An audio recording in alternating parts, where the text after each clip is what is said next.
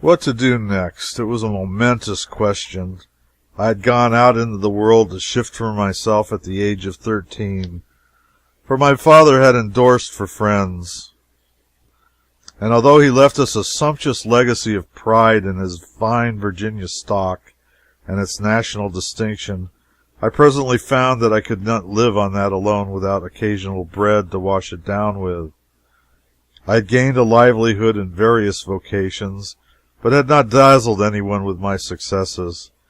Still, the list was before me, and the amplest liberty in the matter of choosing, provided I wanted to work, which I did not after being so wealthy. I had once been a grocery clerk for one day, but had consumed so much sugar in that time that I was relieved from further duty by the proprietor. Said he wanted me outside so he could have my custom. I had studied law an entire week and given it up because it was too prosy and tiresome.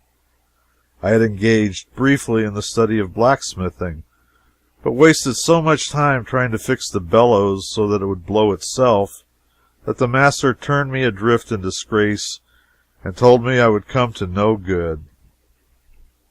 I had been a bookseller's clerk for a while, but the customers bothered me so much that I could not read with any comfort, and so the proprietor gave me a furlough and forgot to put a limit on it.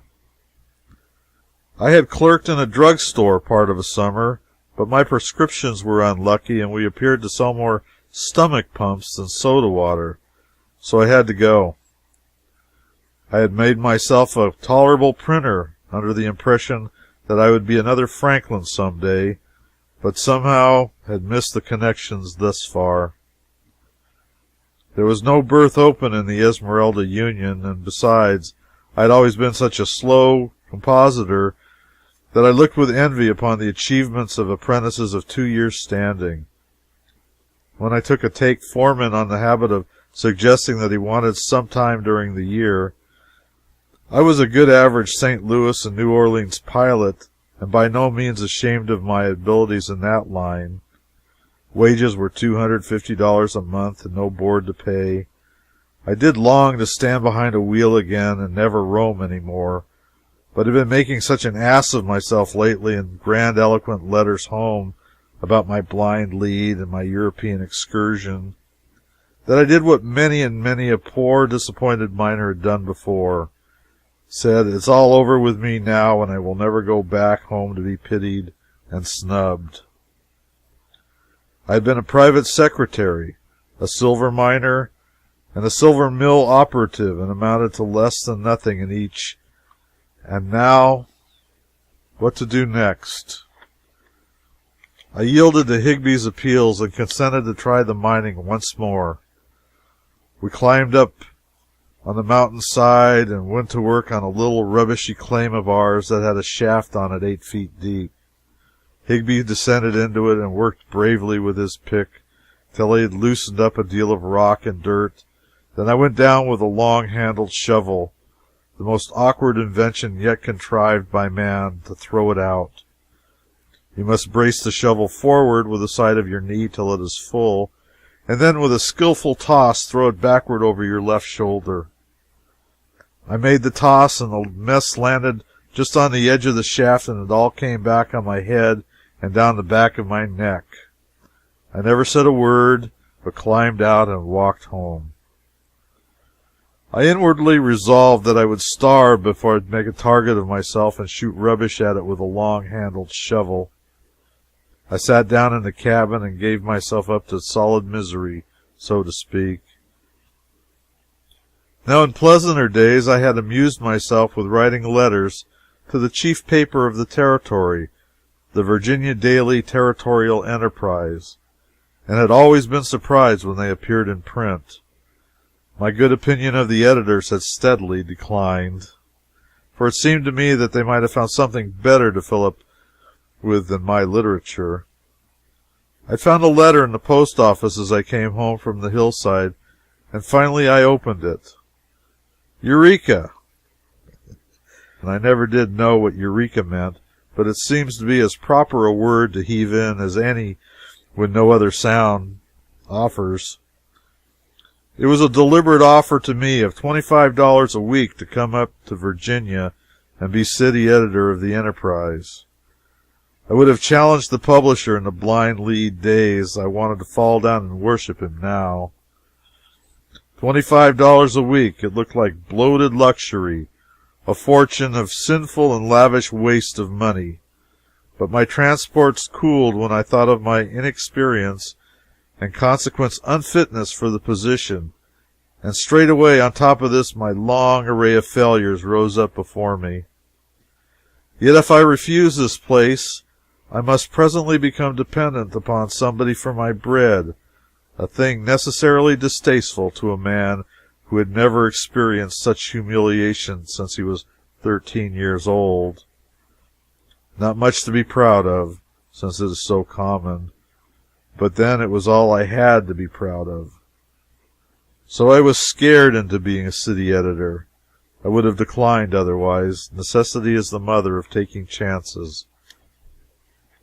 I did not doubt that if at the time I had been offered a salary to translate the Talmud from the original Hebrew, I would have accepted, albeit with diffidence and some misgivings, and thrown as much variety into it as I could for the money. I went up to Virginia and entered into my new vocation. I was a rusty-looking city editor, I am free to confess. Coatless, slouch hat, blue woolen shirt, pantaloons stuffed into boot tops, whiskered half down to the waist, and the universal Navy revolver slung to my belt. But I secured a more Christian costume and discarded the revolver. I had never had an occasion to kill anybody, nor ever felt a desire to do so, but had worn the thing in deference to popular sentiment, and in order that I might not, by its absence, be offensively conspicuous and a subject of remark. But the other editors and all the printers carried revolvers. I asked the chief editor and proprietor, Mr. Goodman, I will call him, since it describes him as well as any other name could, for some instructions regarding my duties, and he told me to go all over town and ask all sorts of people all sorts of questions, and make notes of the information gained, and write them out for publication. And he added, never say, we learn so-and-so, or it is reported, or it is rumored, or we understand so-and-so, but go to headquarters and get the absolute facts and speak out and say, it is so-and-so. Otherwise, people will not put confidence in your news. Unassailable certainty is the thing that gives a newspaper the firmest and most valuable reputation. It was the whole thing in a nutshell, and to this day, when I find a reporter commencing his article with, we understand, I gather a suspicion that he has not taken as much pains to inform himself as he ought to have done. I moralize well, but I did not always practice well when I was city editor. I let fancy get the upper hand of fact, too, often when there was a dearth of news. I can never forget my first day's experience as a reporter. I wandered about town, questioning everybody, boring everybody, and finding out that nobody knew anything. At the end of 5 hours, my notebook was still barren. I spoke to Mr. Goodman. He said, Dan used to make a good thing out of the hay wagons in the dry time, when there were no fires or inquests. Are there no hay wagons in from Truckee? If there are, you might speak of the renewed activity and all that sort of thing in the hay business, you know. It isn't sensational or exciting, but it fills up and looks businesslike. I canvassed the city again and found one wretched old hay truck dragging in from the country, but I made affluent use of it. I multiplied it by 16, brought it into town from 16 different directions, made 16 separate items out of it, and got up such a sweat about hay in Virginia City had never seen in the world before. This was encouraging.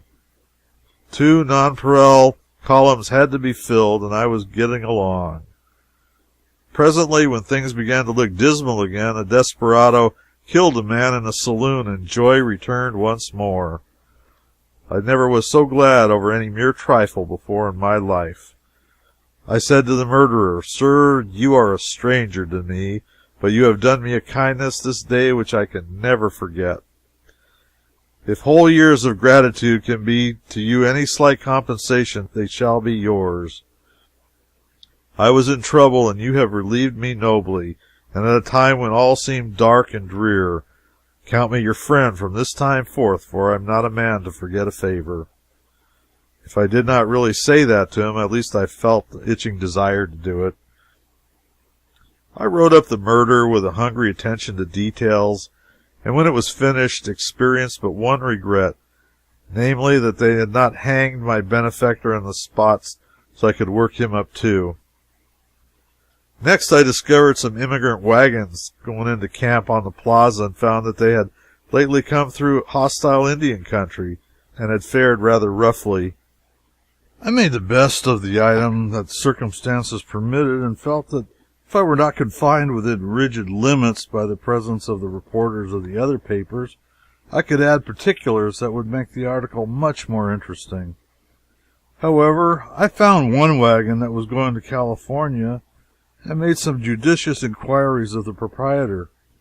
When I learned, through his short and surly answers to my cross-questioning, that he was certainly going on and would not be in the city next day to make trouble, I got ahead of the other papers, for I took down his list of names and added his party to the killed and wounded.